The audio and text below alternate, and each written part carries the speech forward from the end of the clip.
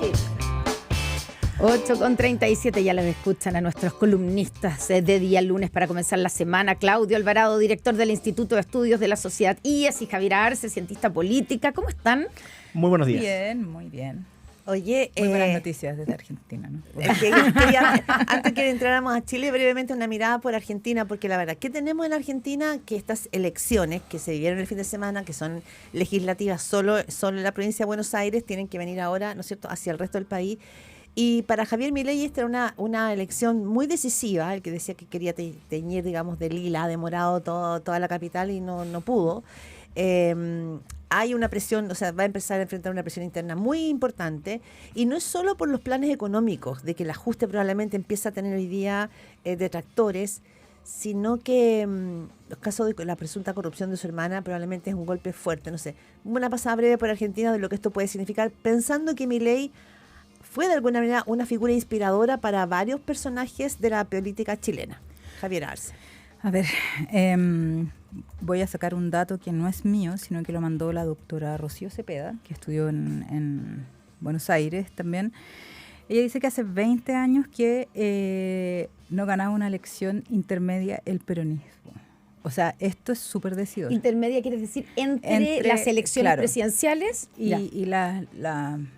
entre las mismas elecciones presidenciales. Entonces, porque Milei, recordemos que lleva más o menos un año y medio. Un año y medio, claro. Entonces esto también como que permite, de hecho en Estados Unidos siempre permite mirar el ritmo y también la temperatura que está el gobierno. Entonces, en este caso, esto no ocurrió hace 20 años, pero además hay algo que se quiebra finalmente en su base de apoyo. Entonces, claro, uno veía que los jóvenes, y hemos estado leyendo con harta atención porque votaron por él, que era como la última instancia, que estaban, no, mamá, resistamos, abuelita, resistamos, a pesar de que la dinámica de la motosierra, cortando absolutamente todo, medicamentos, ayudas sociales, subsidios, etcétera, y cuestiones además a costa de los más pobres. Entonces estaban todos tratando de aguantar, pero parece ser que la promesa intacta, que es un poco lo que pasa acá con el Frente Amplio también, que tenemos las manos limpias, que vamos a sacar a la casta, que la moralina finalmente, porque en la política uno no puede controlar todos los factores, termina, al parecer, por el caso de los audios, por el caso de la cripto, agotando y estresando a los electores. Entonces, más allá de eso, yo creo que también, porque por ahí parece que el senador Matías Walker decía, no, el griterío, yo no sé si será tanto así, porque Argentina tiende a ser mucho más agresivo que nosotros. Porque él ganó gritando con la motosierra, claro, y todo eso. Pero hay cuestiones morales que acá están haciendo resquebrajar, al parecer, el apoyo de Milei. Claudio Alvarado.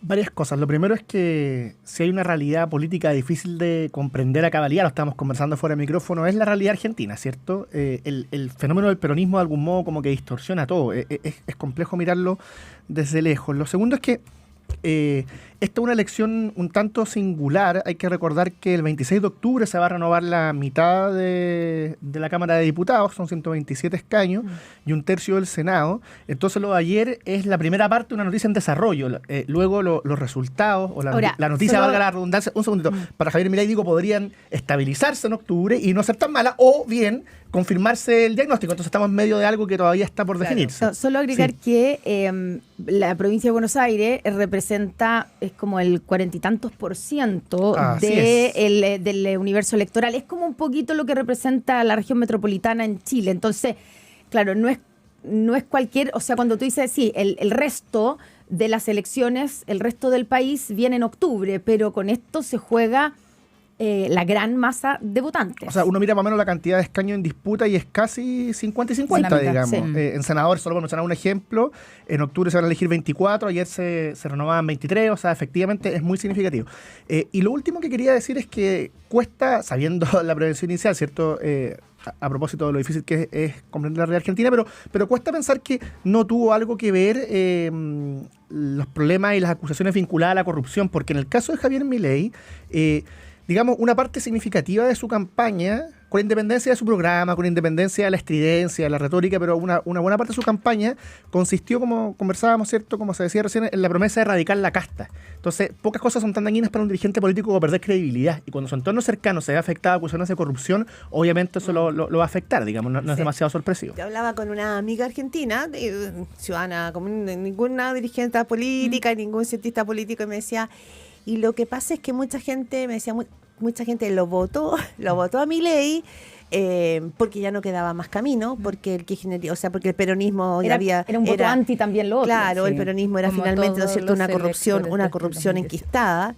pero y la gente lo estaba pasando mal, pero decía, bueno, no importa, apretemos los dientes porque la única esperanza que tenemos es que este señor nos lleve fuera y apretemos banquémonos este ajuste de cinturón.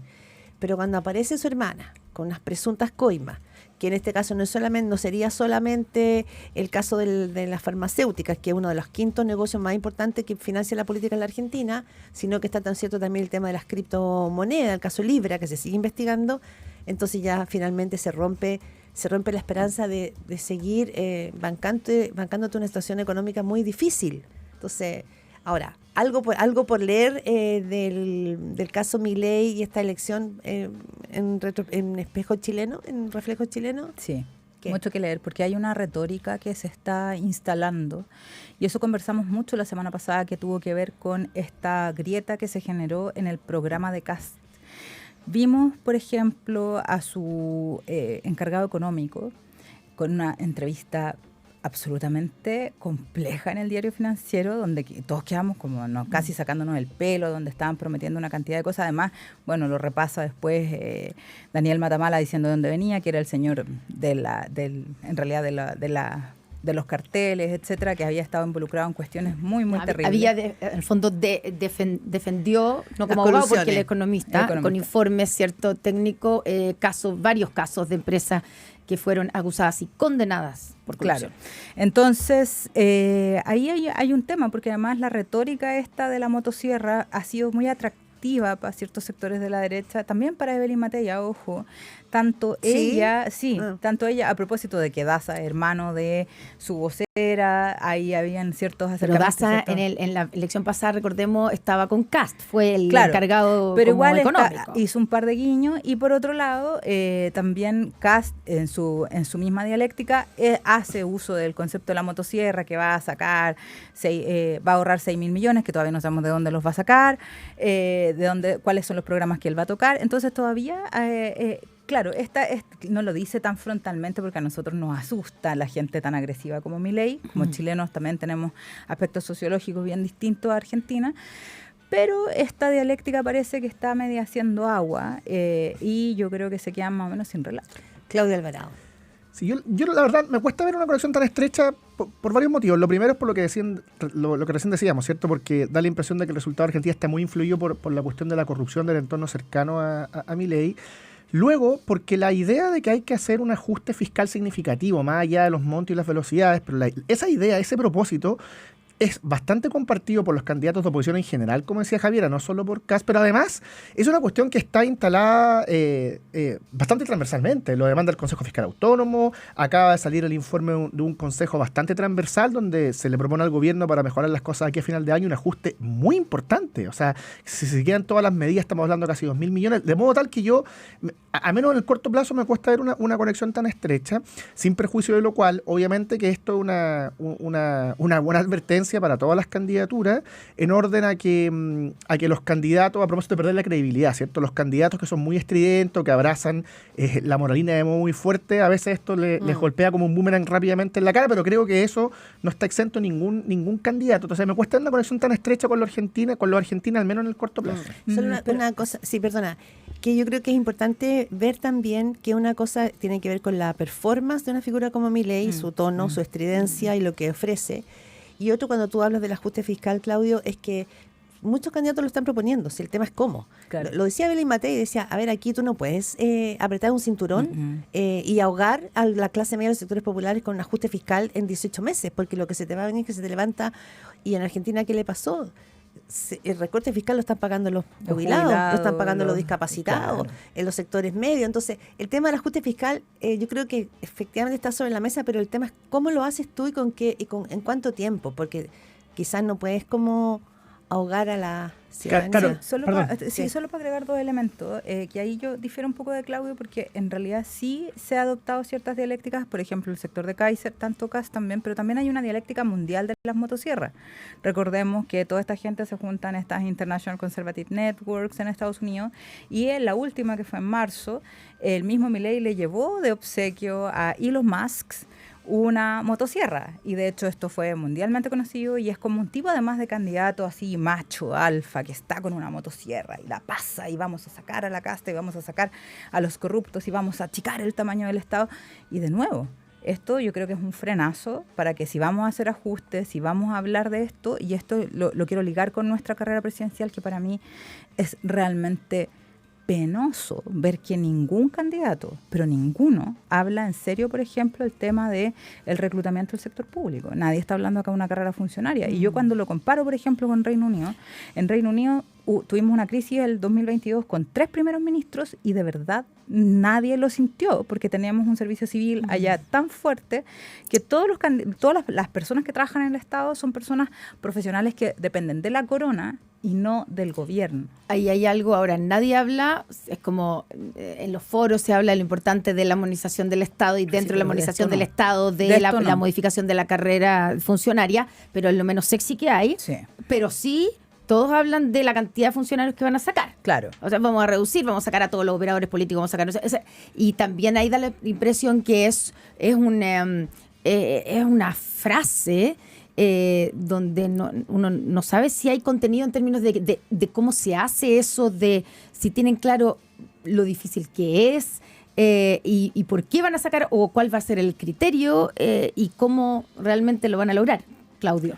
Da la impresión que que son promesas que suenan bien y que se parecen a vamos a sacar a toda la casta, la grasa.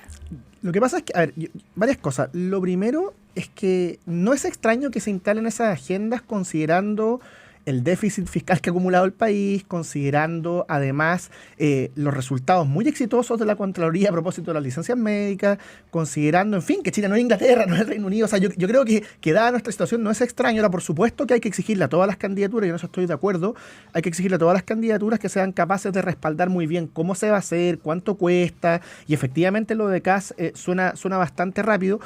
Digamos, los tiempos son muy cortos, pero no me sorprende demasiado que eso se instale ni que le haga sentido a la población, porque estamos en una situación fiscal y económica bastante estrecha, y porque además esto viene de hace mucho tiempo, digamos. O sea, lo que ha pasado bajo el gobierno de Gabriel Boric solo ha agudizado una sensación de que, como se decía en algún minuto, había una agenda, ¿cierto?, empujada por Pivote, otros centros de estudio. La idea de un Estado sin pitutos no le hace sentido a la ciudadanía por casualidad. Ahora, efectivamente, como dice Javiera, sería muy, muy bueno que eso se tradujera en una reflexión general sobre el aparato estatal y sobre la carrera funcionaria, pero las prioridades del país y las prioridades de la población, obviamente que van de la mano a las urgencias del momento, y eso es claro cuáles son hoy día. Sí, es que nos queda poquito. Quería preguntarles por el repunte de Evelyn Matei, si me permitieran, porque nos quedan poquitos minutos, Javiera. Porque es interesante el punto. O sea, no sé si estamos hablando de un repunte, pero sí estamos hablando de que se detuvo una caída y que empieza, ¿no es cierto?, a tomar una postura distinta. No sé si lo ven así o es relativo. No sé, esa es tu familia, pero no. Claro, sí, pero se puede analizar la familia del vecino. Sí. También se puede analizar. No sé, me gustaría que Claudio, después yo lo secundo. Lo primero que yo diría es que efectivamente cuando ya 2 o 3 encuestas muestran algo así como una ligera alza, es porque no solo la caída se detuvo, sino que da la impresión de que está empezando a pasar algo más. Y eso obviamente que al entorno de Chile Vamos lo debe tener bastante contento, o al menos expectante. Pero lo que lo vuelve más interesante, me parece a mí, y aquí le devuelvo la pelota a Javier a propósito de las familias en cuestión, es que es un alza que al menos en 2 o 3 encuestas pareciera no ir de la mano necesariamente de quitarle votos a CAS.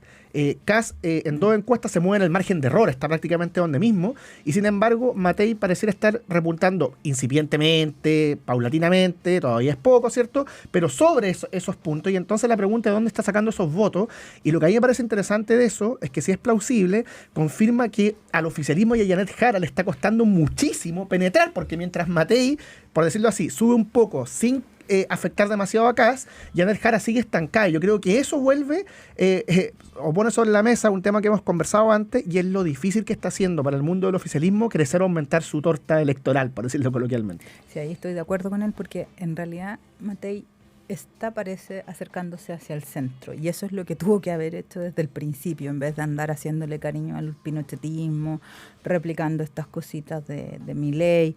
Yo creo que por fin están encontrando ciertos niveles de tono. Ahora, si a mí me tocara asesorar a Matei, yo creo que ella perdió 2 oportunidades importantes la semana pasada. Yo creo que yo habría salido de forma muy agresiva, por ejemplo. Ella conoce bastante más de economía, sabe de estos temas técnicos.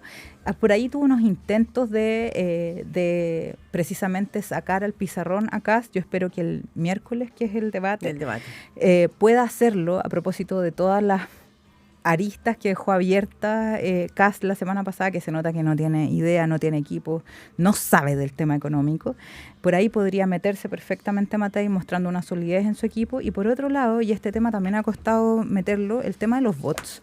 Yo creo que ella fue al principio al denunciar precisamente este tema de los bots, de cómo las agresiones y las mentiras, donde ella misma, ocupando el Partido Republicano al parecer, las mismas estrategias de Estados Unidos cuando Donald Trump acusó a Hillary Clinton de estar muy mal, en condiciones de salud muy malas, en el 2016 ocuparon exactamente la misma estrategia contra Evelyn Matei. El haber persistido incluso en su denuncia habría sido un gesto de valentía, de arrojo y de coraje que en estos tiempos no estamos viendo. Sí, ahí tengo Claudia una diferencia bien grande con Jaira, probablemente no alcanzaba a desarrollarla en virtud del tiempo, porque yo en esto coincido con lo que decía ayer Max Colodro. A mí me parece fundamentalmente una polémica artificial. No hay nadie ha logrado acreditar, y lo han reconocido de a poquito, el periodista del reportaje de televisión, Guillermo Ramírez ayer en Mesa Central. No hay ninguna prueba que vincule al Partido Republicano con los famosos bots, que además en muchos casos son cuentas anónimas, y como decía Max Colodro, cuentas anónimas hay en Twitter para todos los sectores, le disparan a todos los candidatos. Entonces yo, por decirlo así, consideraría un error que Evelyn Matei centrara su agenda en eso, no solo porque además arriesga a seguir perdiendo votos de flanco derecho, que a nivel del año da la impresión que ha ocurrido, sino porque la distrae de lo que yo pensaría que debiera hacer tanto ella como todos los candidatos en general, que es presentarle al país una propuesta referida a por qué sus planes son mejor, sus propuestas son más significativas. A mí me parece bastante artificial, la verdad. Sí, la primera que hizo la denuncia fue ella. Sí, y por ella misma. Y acusó a y por eso decía que tengo una diferencia grande con Javiera, porque yo creo que eso fue un profundo error. Yo sabes que difiero en esto. Yo creo que más allá de que esto pueda ser una pelea o no, esto está vinculado también con procesos de desinformación, procesos de quiebre democrático, y esto como este intento que están haciendo algunos analistas de sacarle el peso a esto está totalmente documentado por The Guardian, The Observer. Hay documentales, hay incluso una serie de evidencia académica respecto de los efectos de la desinformación en procesos tan elementales como el Brexit, por ejemplo, tan elementales como la misma elección de Donald Trump del 2016, que estamos viendo ahora en vivo cómo muere la democracia en Estados Unidos. Estamos asistiendo a la caída completamente de la economía británica gracias a haberse salido de la Unión Europea. Y si esto no tiene consecuencias en la democracia, me disculpan, ustedes son muy irresponsables. Entonces, sí, yo solo para responder, y en fin, esto va a quedar abierto. No nos meta a nosotros, háblale a Claudia Alvarado. Sí, no, efectivamente, yo aquí tengo una diferencia muy, muy importante, porque efectivamente las democracias corren peligro, y eso ocurre en todos los países, y en Chile, en el momento en que la democracia más peligró, cuando el presidente democráticamente electo estuvo a punto de ser derrocado, como ayer recordaba Sergio Mico, existió mucha desinformación, y yo no vi esta misma escandalera de parte de ciertos sectores. Entonces la verdad es que yo diría, ¿la democracia puede correr peligro? Sí. ¿La desinformación es muy grave? Sí. Pero eso no tiene un solo color político y en el caso puntual que se está denunciando no hay ninguna prueba hasta ahora y mientras eso no exista yo creo que hay que ser un poco más cautos. No, son 8:56. Solo aclarar un punto. Yo también creo que acá no los bots y los ataques y todo eso tampoco son monopolio de la derecha o la extrema derecha. También hay gente de izquierda acá. Yo misma he sido víctima de ambos lados. Entonces, claramente esto, pero es un tema que yo creo que deberíamos tomar más en serio. 8:57 de la mañana, el tiempo voló, Connie. Gracias, Javier Arzo, cientista política, Claudio Alvarado, director del Instituto de Estudios de la Sociedad, el IES, por estar aquí como este lunes 8 de septiembre y saludamos a nuestros auspiciadores. Saludamos a BCI.